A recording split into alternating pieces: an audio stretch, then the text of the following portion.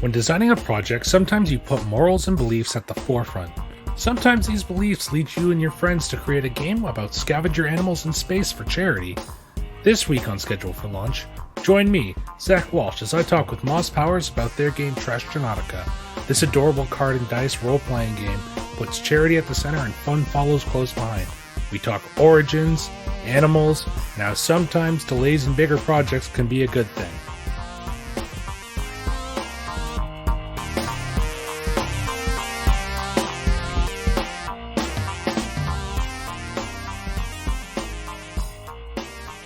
Welcome to Schedule for Launch, a podcast to discover projects that you may have missed.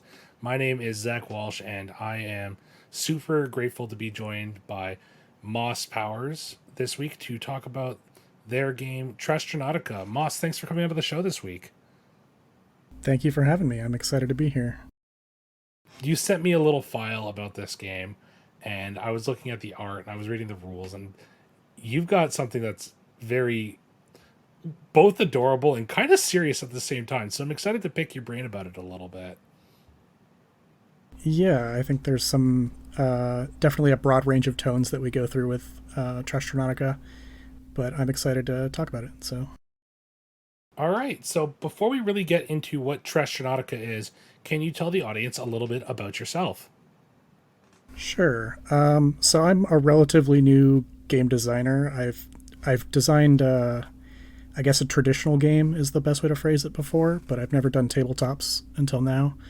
This is my first foray into it. I've been a role player basically most of my life. I've done freeform role playing, and then I switched to D&D, obviously, at some point, and then I picked up indie tabletops over the last year or so. Yeah, this is, like I said, this is a very fun game based on how it's shaping up to be. But can you tell everybody a little bit about what is Trashtronautica? Trashtronautica is a lighthearted indie tabletop that takes place in space in the distant future, where urban animals have taken to the stars and are hunting for garbage. They're essentially salvagers, scrap trawlers, and astronauts, for lack of a better term, in the distant future, just floating through space, discovering things, and all that. And there is definitely a fun atmosphere about that. Your range of the types of animals you've chosen has given... I believe in the book right now they're referred to as trash animals, and I thought that was the funniest thing. Because there are 6 of them right now that I've seen. And that is, if I am wrong, it is the coyote, pigeon, raccoon, rat, skunk, and possum, right? That's correct. You got all 6. Perfect. So, what went into choosing these animals specifically? So actually, the project itself was born out of my love for possums. I am very much a possum fan. And I wanted to do something with a possum TTRPG, and I'd listened to kind of a keynote speech by Avery Alder about iterative design, and I had another tabletop that I was working on at the time that wasn't really going anywhere, but I kind of took some of the lessons from Avery Alder's speech about designing between 2 different projects and kind of iterating between them. And the possum TTRPG that I was originally working on became Trashtronautica in a different form. So the animals kind of made sense to the aesthetic of animals that would probably be rooting through your garbage, more or less. I think having those 6 seemed to flow pretty naturally. They all had kind of their own niche and their own style. But yeah, they came pretty naturally in the selection choice. I think that most people, at least in North America, can relate to these 6 animals specifically too in urban settings. Yeah, urban animals. Yeah, that's a big thing too, right? They are urban, right? It's a lot of them. Urban animals in particular were the focus of it, and I don't know if I mentioned in the beginning, but this is a tabletop to benefit specifically urban animals. So I'm raising money with the release of it hopefully to coincide with some organizations that are raising money and doing work for urban animals in particular. I've got 2 organizations on board right now. I'm hoping to get the third one before launch, which hopefully by the time this comes out, we will be launched. So we've got a couple organizations on board, hoping for at least one more. They're all small grassroots organizations that are doing efforts for rehabilitation and support of urban animals. Okay, if you don't mind talking about that a little bit more, I'd actually really like to hear that because based on readings and stuff and what you just said there, clearly you've got a love for these animals, or at least to care for them and the environment in general. Would you be willing to talk about what led you to these organizations specifically, even if they're not named? Yeah, I'm gonna skip their names for now until they're finalized for release. But so I've wanted to put a lot of time into various projects in my life, and one of those things has always been taking care of animals and like supporting them. I'm a big animal lover, and I've wanted to do more for animals, but I personally have trouble volunteering because I don't have a car, like I don't drive. That's one of my issues. That makes volunteering difficult in a lot of capacities, but I did discover there's something I can do for animals with the skills that I have, and that's, try to create a game and try to raise them some money and attention in the same kind of capacity as I'm capable. I think having the subset of skills that I've really kind of moved towards and having the passion for animals that I haven't really been able to put too much other work into has kind of led me to a place where I can kind of cross those passions together and do something for animals while at the same time exercising what I'm passionate about otherwise, which is gaming, like board games, traditional games, and tabletop games. You know what? I love hearing that because there are a lot of people who come onto this show and they have phenomenal projects, but they don't really fuse what they love outside. They'll fuse like their fantasies and stuff. And I'm I'm not I'm not giving anybody trouble who's been on this show. I love you all very much. However, I really like seeing somebody come on who is talking about things that realistically it's your, like you said, your love of possums led you to this, which led you to that organization. You've got this amalgamation going on, and it's really, you don't see it a whole lot, and I just really appreciate that. So I want you to know that. Well, thank you. So let's get a little bit into how you actually play this game. So you have you've made, you and your team, and we'll go over them in just a second. You Yeah. have made this really cool system for skill checks. Can you tell us a little bit about how Trashtronautica works mechanically? Yeah, so Trashtronautica resolves its different skills, which there are 6 of, through a combination of card hands and dice. There are a deck of 54 standard playing cards, with jokers included, that you use to resolve your skill checks. First, everyone draws 5, and then there's 3 on the board, kind of like Texas Hold'em poker. Okay. You'll create poker hands, basically. You'll get pairs, full houses, flushes, all that. Those will give you a score, and then from there you will roll 2d6, add it to your score, and then check it against a success chart, like the degrees of success, and that determines how well you use the skill that you're trying to use. But that's the main mechanic of Trashtronautica. So at its heart, it's actually a pretty straightforward system, especially if you know your card games. Then. Yeah, it was born kind of out of the idea of like one of the iconic pieces of trash for me is like a deck of playing cards. When I think of like random things I'd find on the street corner or things like that that are just laying in the gutter, one of those things is like a deck of playing cards or pieces of a deck of playing cards. So it's a very iconic piece of the aesthetic to me. It just for some reason has resonated in my head as something that I picture as commonly thrown away. Yeah, I didn't even think about that, but you're very right. that is something that's up there when I think about it. Yeah, you see a lot of playing cards tossed out, and just how thematically fitting. Wow. So we had actually brought it up when we started talking about this, and I mentioned it a little bit just a moment ago. But you wanted to make sure that some acknowledgement was brought to the people that you're working with on this game.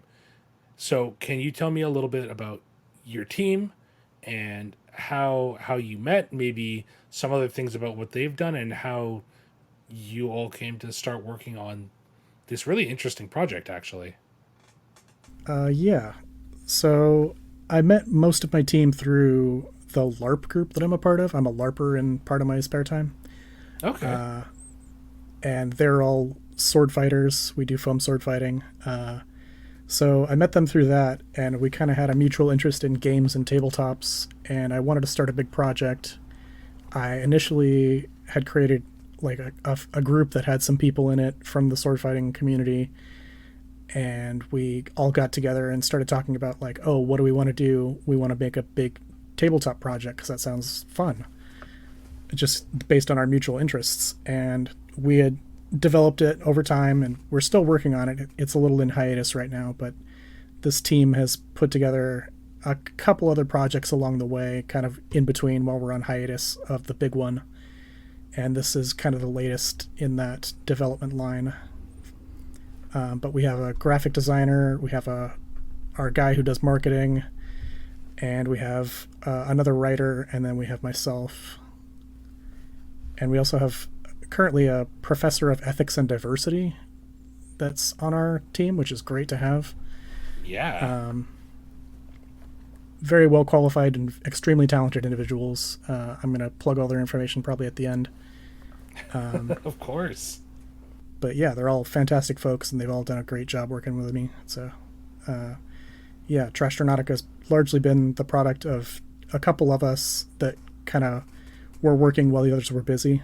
It was myself and the graphic designer for the most part, and then the collaboration of a few other artists that we commissioned along the way. So this game was kind of born out of the off time of another game then. Yeah. Okay. Wow. That's great. You know what, I really like Trashtronautica. I talked a little bit about it with a friend and my girlfriend, and I'm really actually been excited to talk about this one. Partially because the graphic and like the imagery in this game is so colorful and lively, and I think that's something that people are gonna really like flipping through when they actually see this. So I think you're definitely on like you got something here, and I think people are gonna really like it. Yeah, I think so too. We've really done quite a bit to make it visually appealing. My graphic designer has done a great job with the cover art. We got a star map at the end, and we've got a few other pieces on the way that are looking really good. Great to hear. So when we come into a game of Trashtronautica, there is obviously the big question of like, what exactly do you do? Because you're in space. There's a lot of options, and like you said, you're some sort of crew. And from what I can tell, it's more or less summed up as different sorts of expeditions and explorations being the heart of the game. So there's sort of like the loop of go explore, get what you need, come back to the ship, and do something. Is this loop just kind of something that was born out of a natural place, or is this something that you've been working on to make sure that they coexist really nicely? So the expedition system was kind of born out of like needing a way to playtest the game. But the concept is kind of loosely taken from games like FTL or Star Fox, where you kind of travel from feature to feature in space to the next feature until you find, whatever objective you're looking for. But the natural playstyle of Trashtronautica kind of lends itself towards exploration and a lot of discovery and kind of wonder. Those are some of the tenets that we're really looking at with the game. So the concept of the expeditions is that you're kind of discovering things along the way towards a greater objective. Sometimes that'll be food, sometimes that'll be repairs for your ship, sometimes that'll be technology or some kind of diplomatic excuse for going somewhere. But for the most part, the exploration system is designed to be kind of linear, but optionally linear, like branching. Okay. It works similar to like a quest system then. Kind of, yeah. You have your main objective at the end, and then you're kind of passing a lot of discoveries along the way. That's kind of the intention of the system. Okay, that's really cool. I really like that, especially because it was born out of necessity, and you've worked it really well into how the game runs. Yeah, I'd like to think so. So obviously, one of the questions that's going to come up with this game, it focuses on the themes and the animals specifically, and why they're in space, and why there's all this junk laying around. Can you tell us, give us a little bit of a note about the kind of story or basics of a Trashtronautica setting? Yeah. So typically in Trashtronautica, you're playing animals in the distant future. So this is after humanity has kind of taken to the stars and then kind of abandoned everything else. But the preamble talks a little bit about how humanity basically polluted the earth and then polluted the stars and then just took off and were never heard from again, essentially. But humanity is kind of this looming ancient force that has kind of dictated a lot of things that have been going on and left a lot of technology and things in their wake, mostly garbage. And one of the main themes of this game is kind of reclaiming the rubble after a capitalist apocalypse, kind of in a metaphorical sense. Okay, no, I love that. So it's got kind of a theme of working with the spoils of, the leftovers of humanity and what we've done to the planet and what we've done to the stars. But the animals themselves, it's not really clear how they get to space. That's not necessarily the important part. It kind of, you gotta squint a little bit and make sure that you're following the fantasy and not questioning it too hard at points. But for the most part, we're looking at animals that have found their way to space in one way or another and are now kind of seeking new discoveries and new forays using the technology of what's been left behind.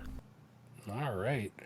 And something I personally really like about it, and maybe it's a theme that I'm reading into more than just like some animals that currently are known for eating garbage.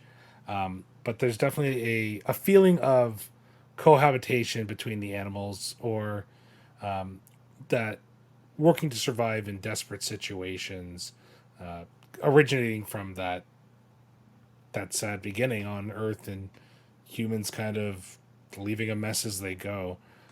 Was that a theme that was originally part of this game, or is it just, like I said, something that I'm reading into? That is, in fact, a conscious theme. The idea of community and coming together, and like the one of the.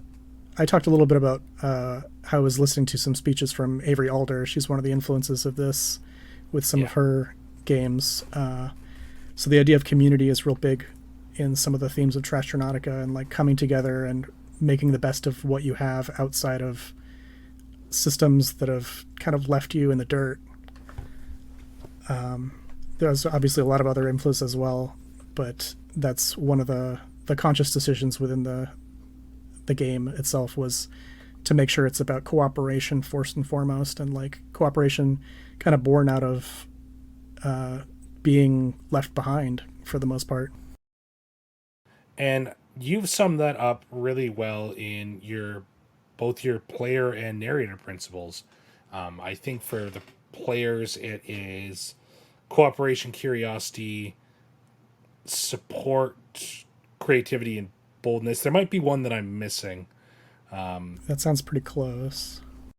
And then narrators to encourage, reward, mystify, and be open. I don't remember right off the top of my head, but I remember really liking that you put the principles right down on paper. Do you do you think that putting those player principles down will kind of affect the tone of this game in general? I think so, yeah. I think one of the main like fears that I have with coming up with a game like this is that it's not going to translate how it is in my head or how I run my own games of it exactly to another person.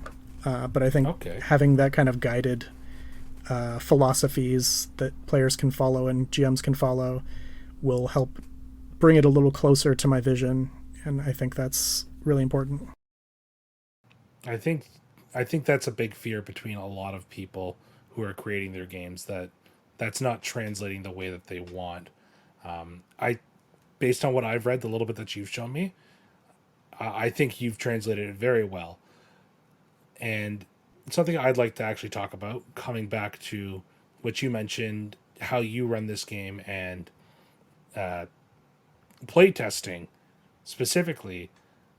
Playtesting can be a nightmare for some people.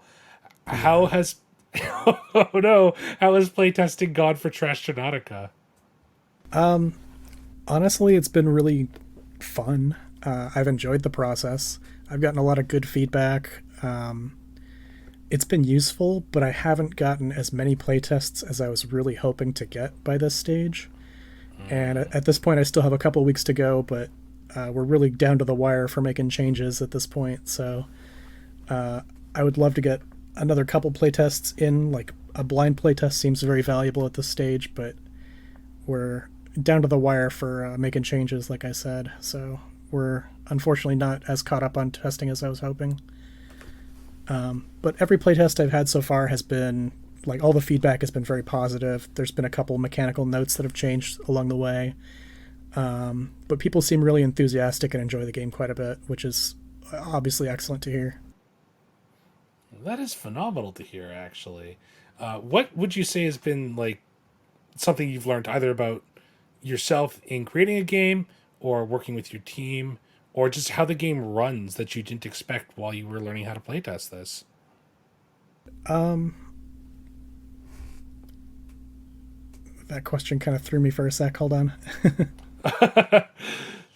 If you wanted to reword it, what have you learned during playtesting that maybe wasn't something you expected to learn? Okay. I think I went into it kind of knowing that numbers and things would change, but I was actually really surprised by how fluid the system plays once you kind of get a good start at it. I expected it to be a lot clunkier than it is. Admittedly, it's a little bit of a handful to read over, but I was genuinely surprised that we are as close to our initial instincts as we are. I'm glad to hear that it's running smoothly for you then. Sorry about that, folks. I accidentally closed my questions. So, this system, a lot of systems now actually have a very heavy narrative focus over like a clunky number system. And like there's nothing wrong with those combat games, but this definitely isn't combat themed. And my guess is that's to help emphasize a lot of the bits that you've talked about there with cooperation and exploration. So, Yeah. what made you decide on the system that you and your graphic designer and your team have designed? I think for the large part, I was influenced a lot by a few designers that were kind of moving towards games like that. Like you talked about, it's a kind of a trend right now in indie games to be more story focused. I think having the support of a few indie designers that I was talking to and having just inspiration from them really shaped this game into what it is. And I think, can I name a few influences? Is that fine? Of course, yeah, no. Plug anybody you want on this. Like that, Okay. this is all about indie Yeah. promotion. Yeah. I was really inspired by J Dragon doing Wander Home. I think was a big inspiration there. Yeah, Wonder Home's amazing. Wander Home is beautiful, and it's a great game. I think I was influenced a lot by Ulysses Duckler's Cuticorium. I talk with Duck; Okay. he's a good friend of mine. Oh, And Avery Alder I mentioned as an influence, and then like just general sci-fi. But I think having those indie designers that are really focused on like gentler, kinder games really moved me away from like crunchy combat systems and things that are more violent or kind of bash him over the head style problem solving. see, what I really like about that statement too is it just shows kind of like the duality, because I don't know too much about LARPing. But this Mhm. game was born from a game that was born from you and some sword fighting LARP friends decided to start Yep. making. So I think that is an amazing little progression where I feel like it happens naturally too. Yeah, I feel like our outlet for violence is elsewhere, so uh, it kind of influenced the fact that we don't have to focus on it so much in our role playing. So a big focus on this game too is that fact that you're going to be trying to raise some funds. Just so people know, because we're actually starting to get close to the end of our show here, where will people be able to start looking towards seeing some stuff from Trashtronautica, and where can they start funding it or helping you out with this too? Well, Trashtronautica itself is just my personal funding. Like, there's no money going towards Trashtronautica. Everything's going to be direct donations to the organizations that we are working with. I think having the itch page be the landing page right now is kind of our best guess at how to do this. This is a first time creation for my team and myself, but we're hoping to have the donation links directly on the itch page that people can go in and donate to these wildlife organizations, read a little bit about them, make sure they're the fit that they want them to be, and then just donate directly to those organizations as they download.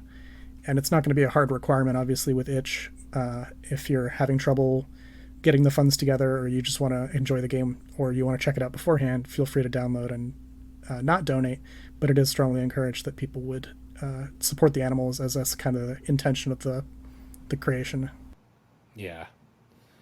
So one thing I also want to talk about too, before we start getting to our last little bit of wrap up, is, and I think I told you this before when we started, was Schedule for Launch was born out of a lot of cool projects that were developed from COVID-19 happening and people having a lot of time inside and being able to focus on things that they cared about.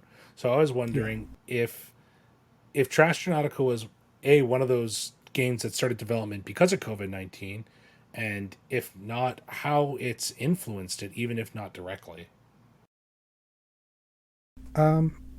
So indirectly, it was born from the pandemic. I think having my team come together was largely because I had the free time during the pandemic that a lot of us ended up with. I've imagined a lot of designers have kind of been in the same boat where they had the opportunity of a couple months of shutdown or whatever it was Yeah. to kind of think on their projects and work on them. But my team came together during that time, and I put together this group, and we've started our larger project. And since then, we've developed other things. Trashtronautica has been on the this more recent end of the pandemic, but it's definitely been influenced by some themes of the pandemic as well. The idea of kind of the human apocalypse being more or less imminent in terms of the news and visibility of like what's been going Yeah. on in the world has kind of pushed that theme for Trashtronautica a little bit. I think that's totally fair. It's a lot, and this game, I have a lot of love for this game already. I think people are really gonna like it. I think it's adorable and cute. It's so simple to pick up and play, and just I think that it's going to be phenomenal. Yeah, I'm really excited about it. So, Moss, our final question for tonight, or well, I guess second last, our final full question for the night. A lot of people who come to this show will come and ask questions about how to make their own game or start their own project, and they don't really know where to start. So, what advice can you give somebody who's looking to design something, but they got no starting point? What would you say is your advice to them? I would go to one of kind of the core tenets of my publishing entity, my group that has come together, and that's that play is super important as just a human developmental skill. So if you have an idea for a game, or if you want to get started making games of some kind, just play around, play more games, get involved in like playing with ideas, mixing up rules. Just be playful and adopt that mindset, and I think that'll go really far. I think having the opportunity to learn new systems and play in new systems is really beneficial. And the other, if I can add a second piece of advice to that, Trashtronautica was kind of born out of my lamenting the fact that I had nothing published. And a friend of mine gave me kind of mind-blowing advice at the time. He just said, then publish. And that was very much mind-blowing for me. And then so I put something together. It's very sweet. It's so sweet. Yeah. But like, no, I totally understand though. I'm laughing because I don't know if I've told this story on the podcast, but the first guy who ever was on an episode, Brody, who did music, his entire thing was he was like, just do it. And I was talking to him during the pandemic about wanting to get something out there, and his only words were, well, why don't you? And I kind of like sat on the call with him, and I didn't say anything. He's like, sorry, you got to do something? And I felt called out. So 4 days later and scheduled for launch started. So sometimes that's your best advice, is just to do something. Exactly. It just resonated a lot at the time. Moss, it's been an absolute pleasure having you on. Where can people find out more about you and more about Trashtronautica? You can find Trashtronautica on our itch page. I think it's under my name, Moss Dagger, perhaps, which is my LARP name, mossdagger.itch.io. You can find me on Twitter at mossdagger. You can find our graphic designer on Instagram at Kayes Doodles, Kayes Doodles. And the rest of my team, I might have to fill that in later. I'm sorry. That's okay. As always, everybody, those links are going to be down below. Please go give Trashtronautica a look. Like I said, I think it's one of the cutest looking games. Maybe I'm just a sucker for card games, but I also have a fixation on dice. So I just like how this game plays. I think it's super sweet.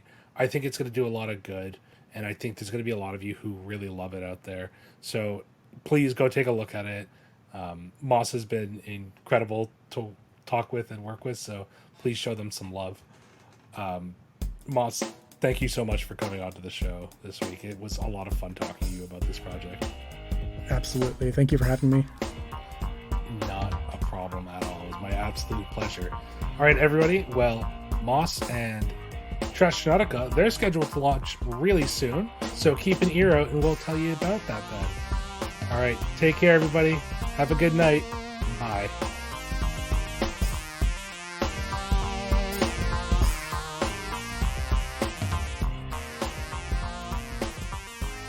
Thank you once again to Moss for joining me on the show today. Trashtronautica is an adorably fun time, and all proceeds are going to be going to some really good causes, so please take a look at those.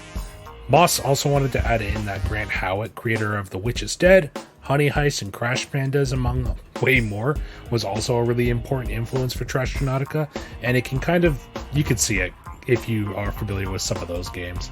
So go take a look at some of those fun over-the-top games as well. The only thing that we kind of missed in this episode was really trying to get a dunk on Jeff Bezos going into space, as it kind of ties in with that whole capitalism and space garbage theme. As always, though, thank you, listeners. Last week, you all helped me hit over 400 downloads, and I can't believe I have to say it already, but before this episode's even out, we might actually hit 450. That's incredible to me. I am totally at a loss for words. So thank you sincerely very much. If you like the show and you want to keep hearing more, please share it with somebody you think will like it. Word of mouth is how we've always grown here, and you're quickly proving that this is working. So please share it if you like this episode, and get in contact with me if you have something that you want to share. It's all linked down below, and I know it's been a little bit since we actually talked about it, but if you have anything that you want to ask me or talk to me about, all those links and the best ways to contact me, they're down in the description below this. So thank you so much, and have a wonderful night. Take care.